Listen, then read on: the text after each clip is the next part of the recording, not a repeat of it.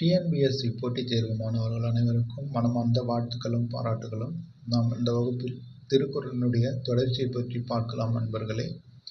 ஏற்கனவே திருக்குறளை பற்றி 2 வகுப்புகள் முடிந்திருக்கிறது. அதாவது ஒவ்வொரு வகுப்பிற்கு 5 அதிகாரங்கள் வீதம் மொத்தம் 10 அதிகாரங்களை பார்த்து முடித்திருக்கிறோம் நண்பர்களே. இது திருக்குறளுடைய 3வது வகுப்பு. இதில் திருக்குறள் அதிகாரம் 11 15 வரை உள்ள திருக்குறளை பற்றி பார்க்கலாம் நண்பர்களே. அதில் 11வது அதிகாரம் அன்புடைமை. இது அறத்துப்பாலில் உள்ளது, இல்லறவியலில் உள்ளது நண்பர்களே. அதாவது அன்புடைமை என்ற அதிகாரமானது அறத்துப்பாலில் இருக்கிறது, இல்லற இயல் என்ற இயலில் உள்ளது நண்பர்களே. முதல் குறள்: அன்பிற்கும் உண்டோ அடைக்கும் தாழ், ஆர்வலர் புன்கண்ணீர் பூசல் தரும். அடுத்து: அன்பிலார் எல்லாம் தமக்குரியர், அன்புடையர் என்பும் உரியர் பிறர்க்கு. அடுத்து: அன்போடு இயைந்த வழக்கென்ப ஆருயிர்க்கு, என்போடு இயைந்த தொடர்பு. அடுத்து: அன்பு ஈனும் ஆர்வம் உடைமை, அஃது ஈனும் நண்பு என்னும் நாடா சிறப்பு. அடுத்து: அன்புற்று அமர்ந்த வழக்கென்ப வையகத்து, இன்புற்றார் எய்தும் சிறப்பு. அடுத்து: அறத்திற்கே அன்புசார் என்ப அறியார், மறத்திற்கும் அஃதே துணை. அடுத்து: என்பில் அதனை வெயில் போல காயுமே, அன்பில் அதனை அறம். அடுத்து: அன்பகத் தில்லா உயிர் வாழ்க்கை, வன்பார்க்கண் வற்றல் மரம் தளிர்த்தற்று. அடுத்து: புறத்துறுப்பெல்லாம் எவன் செய்யும் யாக்கை, அகத்துறுப்பு அன்பில்லவர்க்கு. அடுத்து: அன்பின் வழியது உயிர்நிலை, அஃதிலார்க்கு என்புதோள் போர்த்த உடம்பு. நண்பர்களே, 10 திருக்குறளையும் பார்த்திருக்கிறோம். அதாவது அன்புடைமையில் உள்ள 10 திருக்குறளை பார்த்திருக்கிறோம். அதற்கடுத்து 12வது அதிகாரம் கல்வி. இது பொருட்பாலில் உள்ளது, அரசியல் என்ற இயலில் உள்ளது நண்பர்களே. அதாவது கல்வி என்ற அதிகாரமானது பொருட்பாலில் உள்ளது, அரசியல் என்ற இயலில் உள்ளது.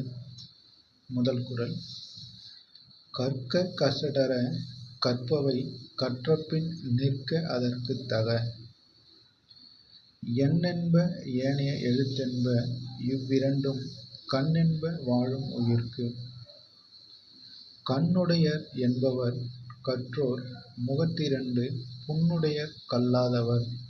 அடுத்து: உவப்ப தலைக்கூடி உள்ள பிரிதல் அனைத்தே புலவர் தொழில். அடுத்து: உடையார் முன் இல்லார் போல் ஏக்கற்றும் கற்றார், கடையாரே கல்லாதவர்.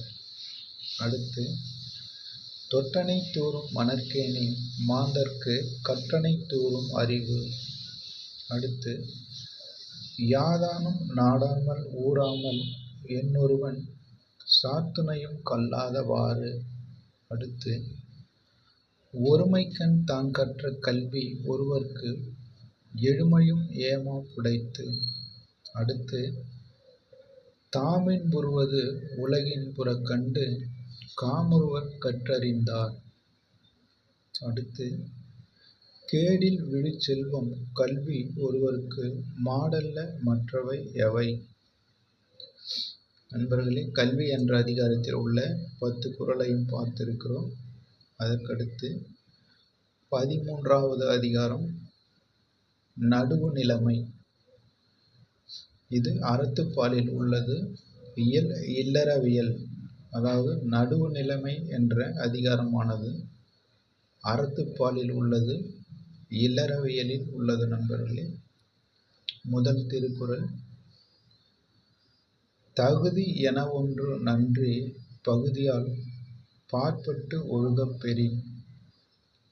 செப்பம் உடையவன் ஆக்கம் சிதைவின்றி, எச்சத்திற்கே மாப்பு உடைத்து. அடுத்து: நன்றே தரினும் நடுமிகந்தாம் ஆக்கத்தை, அன்றே ஒழிய விடல். அடுத்து: தக்கார் தகவிலார் என்பது அவரவர் எச்சத்தால் காணப்படும். அடுத்து கேடும் பெருக்கமும் இல்லல்ல நெஞ்சத்து கோடாமை சான்றோர் கனி. அடுத்து கெடுவல்யான் என்பது அறிகதன் நெஞ்சம் நடுவொரீ அல்ல செயின். அடுத்து கெடுவாக வையாது உலகம் நடுவாக நன்றிக்கண் தங்கியான் தாழ்வு. அடுத்து சமன் செய்து சீர்தூக்கும் கோல் போல் அமைந்தொருபால் கோடாமை சான்றோர் கனி. அடுத்து சொற்கோட்டம் இல்லது செப்பம் ஒருதலையா உட்கோட்டம் இன்மை பெறின். அடுத்து வாணிகம் செய்வார்க்கு வாணிகம் பேணி பிறவும் தமப்போல் செய்யின். நண்பர்களே, நடுவு நிலைமை என்பதில் உள்ள 10 குறளையும் பார்த்திருக்கிறோம். அதற்கடுத்து 14வது அதிகாரம் கூடா ஒழுக்கம். இது அறத்துப்பாலில் உள்ளது. இயல் துறவறவியல். அதாவது கூடா ஒழுக்கம் என்ற அதிகாரமானது அறத்துப்பாலில் இருக்கிறது. இல்லறவியல் என்ற இயலில் உள்ளது. முதல் குறள். வஞ்ச மனத்தான் படிற்றொழுக்கம் பூதங்கள் 5ம் அகத்தே நகும். அடுத்து வானுயர் தோற்றம் எவன் செய்யும் தன்னெஞ்சம் தானறி குற்றப்படின். வலியில் நிலைமையான் வல்லுருவம் பெற்றம் புலியின் தோல் போர்த்து மேய்ந்தற்று. தவமறைந்து அல்லவை செய்தல் புதல் மறைந்து வேட்டுவன் புல் சிமிழ்த்தற்று. பற்றற்றேன் என்பார் படிற்றொழுக்கம் எற்றென்றும் ஏதம் பலவும் தரும். அடுத்து நெஞ்சின் துறவார் துறந்தார்போல் வஞ்சித்து வாழ்வாரின் வன்காணார் இல். அடுத்து புறங்குன்றி கண்டனைய ரேனம் அகங்குன்றி முக்கிற் உடைத்து. மனத்தது மாசாக மாண்டார் நீராடி மறைந்தொழுக மாந்தர் பலர். கனைகொடிது யாழ்கோடு செவ்விது ஆங்கண்ண வினைபடு பாலால் கொளல். மழித்தலும் நீட்டலும் வேண்டா உலகம் பழித்தது ஒழித்து விடின். நண்பர்களே, கூடா ஒழுக்கம் என்பதில் உள்ள 10 திருக்குறளை பார்த்திருக்கிறோம். அதற்கடுத்து 15வது அதிகாரம் கல்லாமை. இது பொருட்பாலில் உள்ளது. அரசியல் என்ற இயலில் உள்ளது நண்பர்களே. அதாவது கல்லாமை என்ற அதிகாரமானது பொருட்பாலில் உள்ளது, அரசியல் என்ற இயலில் உள்ளது. முதல் குறள். அரங்கின்றி வட்டாடியற்றே நிரம்பிய நூலின்றி கோட்டிக் கொளல். கல்லாதான் சொற்கா முறுதல் முலை இரண்டும் இல்லாதால் பெண்காமுற்றற்று. கல்லாதவரும் நனிநல்லர் கற்றார்முன் சொல்லாதிருக்கப் பெறின். கல்லாதான் ஒட்பம் கழியநன் ராயினும் கொல்லார் அறிவுடையார். கல்லா ஒருவன் தகைமை தலைப்பெய்து சொல்லாடு சோர்வுபடும். உளரென்னும் மாத்திரையர் அல்லால் பயவா களரனையர் கல்லாதவர். அடுத்து நுண்மான் நுழைபுலம் இல்லான் எழில்நலம் மண்மான் புனைபவை எற்று. நல்லார்கண் பட்ட வறுமையின் இன்னாதே கல்லார்கண் பட்ட திரு.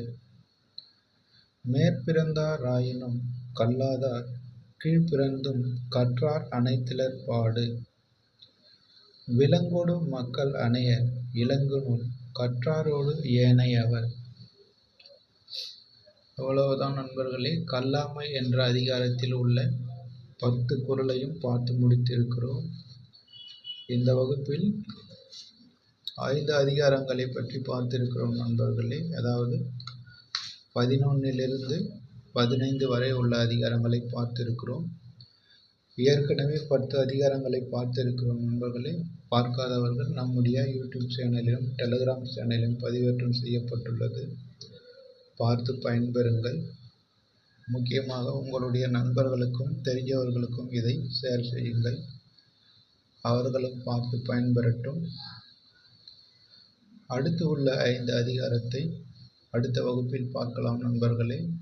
அதோடு டிஎன்பிஎஸ்சி பாடத்திட்டத்தில் கொடுக்கப்பட்டுள்ள 20 அதிகாரங்களையும் முழுமையாக பார்த்து முடித்திருக்கிறோம். நீங்கள் அமைதியாக கேட்டு பயன்பெறுங்கள் நண்பர்களே. டிஎன்பிஎஸ்சி தேர்வில் கண்டிப்பாக இதிலிருந்து கேள்விகள் கேட்கிறார்கள். அதனால்தான் இதை தொகுத்து பார்த்திருக்கிறோம். பள்ளி பாட புத்தகங்களில் ஒரு சில குறள்கள் மட்டுமே இருக்கிறது. 10 குறள்கள் கிடையாது. ஆனால் டிஎன்பிஎஸ்சி தேர்வில் ஒவ்வொரு அதிகாரத்திலும் உள்ள 10 குறளில் ஏதேனும் ஒரு குறளில் இருந்து தான் கேள்விகள் கேட்கிறார்கள். எனவே அதனுடைய முக்கியத்துவம் கருதி தான் நாங்கள் ஒவ்வொரு அதிகாரத்திலும் உள்ள 10 குறளை முழுமையாக தொகுத்து இருக்கிறோம் நண்பர்களே. அதை தொகுத்து தான் உங்களுக்கு வழங்கி இருக்கிறோம். கேட்டு பயன்பெறுங்கள். அதுக்கடுத்து நம்முடைய அகாடமியில் குரூப் 2A மெயின்ஸ்க்கான வகுப்புகளும் மாதிரி தேர்வுகளும் நடைபெற இருக்கிறது. அதே போல் டிஆர்பி என்று சொல்லக்கூடிய பிஇஓ தேர்வுக்கும் டெட் தேர்வுகளுக்கும் வகுப்புகள் நடைபெறும். மாதிரி தேர்வுகளும் நடைபெற உள்ளது நண்பர்களே. உங்களுடைய நண்பர்களுக்கும் தெரியப்படுத்துங்கள். அவர்களும் பார்த்து பயன்பெறட்டும். அதற்கடுத்து அடுத்த ஆண்டு குரூப் 4 தேர்வு வராது என்று சிலர் சொல்லுகிறார்கள். அப்படியெல்லாம் இல்லை நண்பர்களே. தேர்தல் முடிந்தவுடன் அனைத்து தேர்வுகளும் உடனுக்குடன் வந்து கொண்டே இருக்கும். நீங்கள் எந்த காரணத்தை கொண்டும் படிப்பதை நிறுத்தி விடாதீர்கள் நண்பர்களே. ஏனென்றால் கற்ற கல்வி ஒருபோதும் யாரையும் கைவிடாது. என்றாவது ஒரு நாள் அது கை கொடுக்கும் நண்பர்களே. அதனால் குரூப் 2 தேர்வை முடிந்ததும், அதாவது ஒரு 140 மதிப்பெண்களுக்கு, அதாவது 140 வினாக்கள் சரியாக எடுத்தவர்கள் உறுதியாக 2A மெயின்ஸ் படியுங்கள். அதற்கு குறைவாக இருப்பவர்கள் தொடர்ந்து படியுங்கள் நண்பர்களே. அடுத்த ஆண்டு அட்டவணையானது டிசம்பர் மாதத்தில் வரும் என்று டிஎன்பிஎஸ்சி தலைவர் திரு பிரபாகர் ஐஏஎஸ் அவர்கள் சொல்லியிருக்கிறார். ஆனால் என்னுடைய கணிப்புப்படி அது நவம்பர் மாதத்திலே வெளியிட்டு விடுவார்கள் என்று நினைக்கிறேன். ஏனென்றால் டிஎன்பிஎஸ்சி ஆனது இப்போது வெகு சிறப்பாக செயல்படுகிறது. அவர்கள் சொன்ன தேதிக்கு முன்பாகவே அனைத்தையும் முடித்து விடுகிறார்கள். எனவே நவம்பர் மாதத்திலே அந்த ஆண்டு திட்ட அறிக்கையானது வந்துவிடும் என்று நினைக்கிறேன். அதன்படி ஜூன் மாதத்திலிருந்து தேர்வுகள் தொடங்கும் நண்பர்களே. ஏனென்றால் அடுத்த ஆண்டு சட்டமன்ற தேர்தல் இருப்பதால், அதாவது இந்த ஆட்சி காலமானது வருகிற மே மாதத்தோடு முடிவடைவதால் அதற்கான தேர்தல் நடத்துவார்கள் நண்பர்களே. அதாவது மார்ச் மாதத்தில் சட்டமன்ற தேர்தலுக்கான அறிவிப்பு வெளியிட்டு விடுவார்கள். அறிவிப்பு வெளியிட்டு ஏப்ரல் மாதத்தில் சட்டமன்ற தேர்தல் நடைபெறும். அதனைத் தொடர்ந்து மே மாதத்தில் ஆட்சியானது அமைக்கப்படும் நண்பர்களே. இந்த 2-3 மாதங்களில் டிஎன்பிஎஸ்சியில் நோட்டிஃபிகேஷன் விட மாட்டார்கள். ஏனென்றால் தேர்தல் நடத்தை விதிமுறை சட்டம்படி தேர்தல் தேதி அறிவிக்கப்பட்ட பிறகு அரசாங்கத்திலிருந்து எந்தவித நலத்திட்டங்களோ புதிய அறிவிப்புகளோ சலுகைகளோ வழங்கக்கூடாது என்ற ஒரு விதிமுறை இருக்கிறது. அதனால் தேர்தல் முடியும் வரை, அதாவது மே மாதம் வரை எந்த அறிவிப்பும் வராத நண்பர்களே. அதற்கடுத்து ஜூன் மாதங்களில் இருந்து தொடர்ந்து தேர்வுகள் நடக்கும். அதாவது முதலில் குரூப் 1 தேர்வு மறுபடியும் வரும் நண்பர்களே. அதற்கடுத்து கம்பைன்ட் டெக்னிக்கல் சர்வீஸ் என்று சொல்லக்கூடிய இன்ஜினியரிங் எக்ஸாம் தேர்வும் வரும். அதில் 3 வகை இருக்கிறது. இன்டர்வியூ போஸ்ட்டு, நான் இன்டர்வியூ போஸ்ட், டிப்ளமோ லெவல் என்று 3 இருக்கிறது. அந்த 3 தேர்வுகளும் வரும். அதற்கடுத்து குரூப் 4 தேர்வும் வரும் நண்பர்களே. கடைசியாக நவம்பர் அல்லது டிசம்பர் மாதங்களில் மீண்டும் குரூப் 2 2A தேர்வானது வரும் நண்பர்களே. ஆக அனைத்து தேர்வுகளும் தொடர்ந்து வந்த வண்ணம் இருக்கும். நீங்கள் சோர்ந்து விட வேண்டாம். தேர்வு முடித்ததும் அடுத்த தேர்வுக்கு திட்டமிட்டு படியுங்கள் நண்பர்களே. கண்டிப்பாக ஒரு முறை விட்டாலும் அடுத்த முறை ஜெயிச்சு விடலாம். அதற்கடுத்து தமிழ் வழியை படித்தவர்கள், அதாவது ரிசர்வேஷன் கேட்டகரி என்று சொல்லுகிறவர்களுக்கு கட் ஆஃப் மதிப்பெண்களில் ஒரு 5லிருந்து 10 மதிப்பெண்கள் வரை குறையும் நண்பர்களே. அவர்களும் மெயின்ஸ் தேர்வுக்கு படியுங்கள். அதாவது உதாரணமாக பொது பிரிவுக்கு ஒரு 150 மதிப்பெண் கட் ஆஃப் என்று வைத்துக்கொண்டால், ரிசர்வேஷன் கேட்டகரி மற்றும் பிஎஸ்டிஎம் என்பவர்களுக்கு ஒரு 10 மதிப்பெண் வரை குறையும் நண்பர்களே. அதாவது 140+ என்ற வரையில் அவர்களுக்கு இருக்கும். அந்த 140+ கேள்விகள் சரியாக பதிலளித்தவர்கள் மெயின்ஸ் தேர்வுக்கு படிக்க ஆரம்பித்து விடுங்கள். நேரத்தை வீணடிக்க வேண்டாம். ஏனென்றால் வருகிற குரூப் 2 மெயின்ஸ் தேர்வானது உடனடியாக வைத்து விடுவார்கள் நண்பர்களே. அதாவது செப்டம்பர் மாதம் 28ஆம் தேதி எழுதுகிற குரூப் 2 ரிசல்ட் ஆனது அக்டோபர் கடைசியில் அல்லது நவம்பர் முதல் வாரத்தில் விட்டு விடுவார்கள் நண்பர்களே. ஏனென்றால் குறைந்த பணியிடங்கள் தான் இருக்கிறது.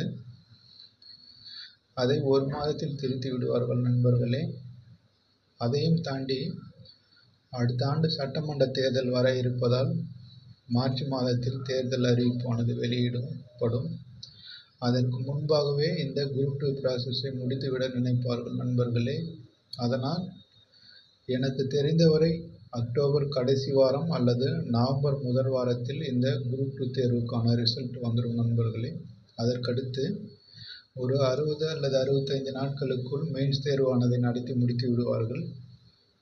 அதன் அடிப்படையில் பார்த்தால் ஜனவரி கடைசி வாரம் அல்லது பிப்ரவரி முதல் வாரத்தில் இந்த குரூப் 2 தேர்வுக்கான மெயின்ஸ் தேர்வு நடைபெறும் நண்பர்களே. அதாவது பொங்கல் முடிந்த பிறகு குரூப் 2 மெயின்ஸ் தேர்வு நடைபெறும்.